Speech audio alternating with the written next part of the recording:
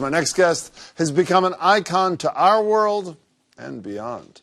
You'll find that more happens at the bridge of a starship than just carrying out orders and observing regulations. There's a sense of loyalty to the men and women you serve with. A sense of family. It was actor George Takei, who millions remember as Mr. Sulu on TV's Star Trek. But you don't need to be a Trekkie to know Takei from his most recent incarnation as social media superstar, Trump critic, and rabble-rouser. And lately, we're learning more about the real-life journey that shaped Takei's activism, a journey that includes a childhood spent in a Japanese-American internment camp during World War II.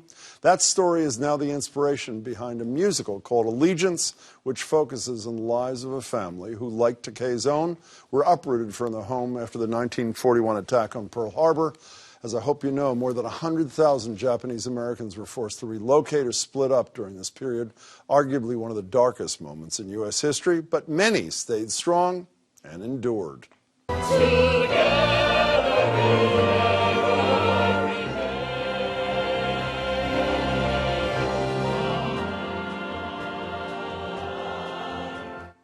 George Takei joins me now. George, it's great to see you. Good to see you. You taught me today what that word, gaman. Gaman. What does it mean?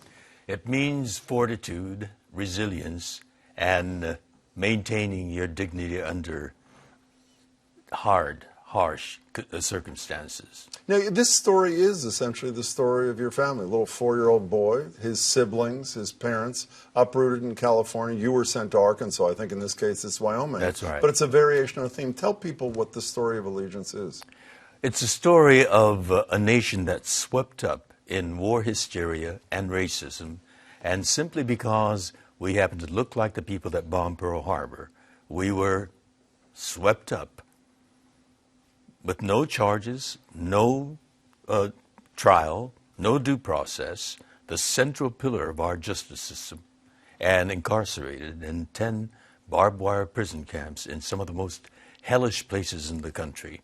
We were lucky that we got the swamps of Arkansas. There were people on the blistering hot desert of Arizona. There were others on the high plains, Wyoming, Idaho, Utah, Colorado, bitterly cold places. You know, when I told friends the other day I was going to see a musical inspired by you, and they were fans, what was it about? I said, it's about internment in World War II. People said, I don't think so. But when I saw it on Sunday, there is great sadness and great pain. There's huge amount of joy and celebration of human strength and all those kinds of things. It really it attaches a human face to a story that hopefully most of us knew, but not in an emotional sort of way, right? And the word gamang, that song, has so many subtle meanings to it. It's not just teeth-gritting, bullet-biting determination. It's also the strength to find beauty under harsh circumstances, to create one's own joys and happiness, and to fall in love. And so we tell the full story of people that fell in love behind barbed wire fences, had children, and created their own strong resilience by finding love. How much of who you are today and the person we think we know through screens and through social media was formed by that little boy who spent, 4 years of your life there? My life was defined by that childhood experience. I learned more about it as I grew older and got more inquisitive as a teenager. I wanted to find out more about, I realized that it was not all fun and adventure that I thought it was when I was a child. As a little boy, right? Yeah. Well, you told me today on that note, when I asked you about when Americans are polled, the president at that time, Franklin Roosevelt, is always number 2, number 3 after Abraham Lincoln. And I asked you if you respect him in that fashion. You told me that that came up in a conversation with your father when you were a teenager. Repeat that, if you don't mind, what that was like. Well, my father said our nation was founded under high, shining ideals. They were articulated by great men, but great men also make mistakes. George Washington was the first president.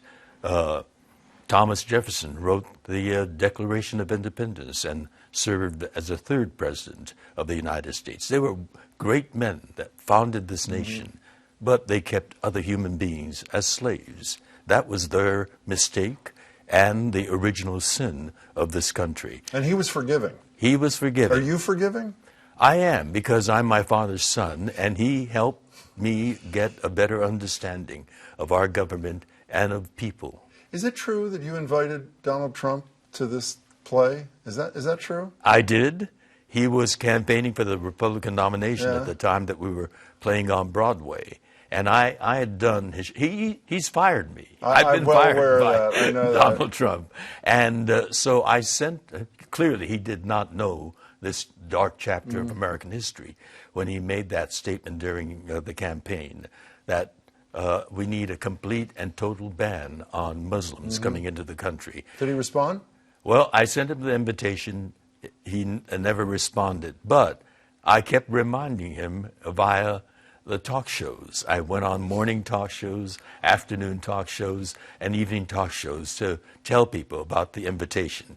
And we got an aisle seat in the orchestra section and put up a great big sign that read, "This seat reserved for Mr. Donald Trump." Is that true? It is true. And people have photographic records of that. I bet they because have. during intermission they lined up and squatted down next great. to it and took selfies of themselves. You've been a relentless critic of Donald Trump's. Do you worry that the damage that you believe he's done is irreversible? You know, it is profound. I mean, what he did yesterday, pulling out of the Iran nuclear pact, he's isolated our country. I mean, he used to criticize President Obama as leading from behind. He is leading. He's not leading. He's failing by dropping out. I mean, the most irresponsible president we've ever had. All the international compacts that we've had, he's dropped out of. Paris, this TPP, etc. Well, you know, you mentioned something before that I want to return to. I know you believe, and I do too in my heart, that your criticism is on the merits, but there's got to be some residual animosity from this. Here it is. Fired.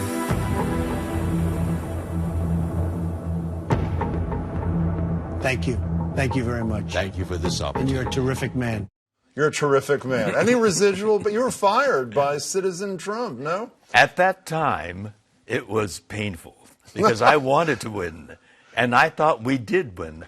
Our team did better than the women's team. And tell people quickly what it is that your task was that you think you did brilliantly we were there, to George. decorate two windows at Lords and Taylor's, displaying Ivanka's fashions, and the women put everything but the kitchen sink in their windows. But you... Hats, shoes.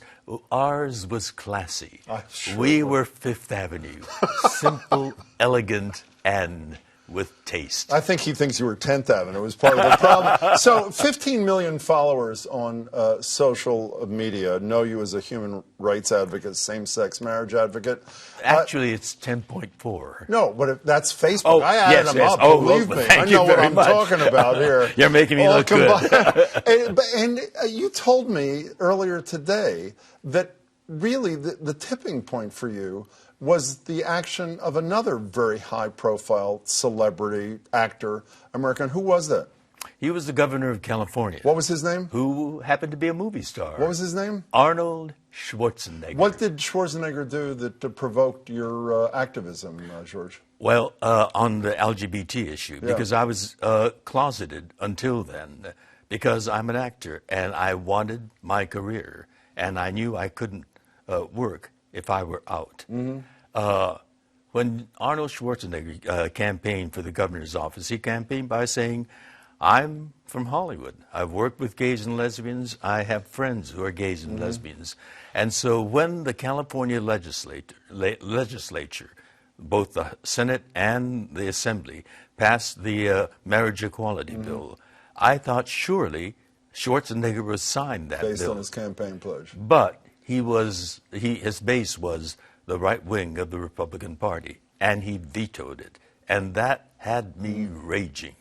And my partner then, husband now, Brad and I talked about it, and I decided I've had a good enough career. I'm willing to sacrifice it. Okay, speaking of your career, Mr. Sulu, you acknowledged today that I did an interview with you on the radio, which took longer to get to Star Trek than any you'd ever done, almost Guinness Book of World Records worthy. Is that correct? That is correct. Okay, well, since you threw me that bone, I'm going to throw you one if I can.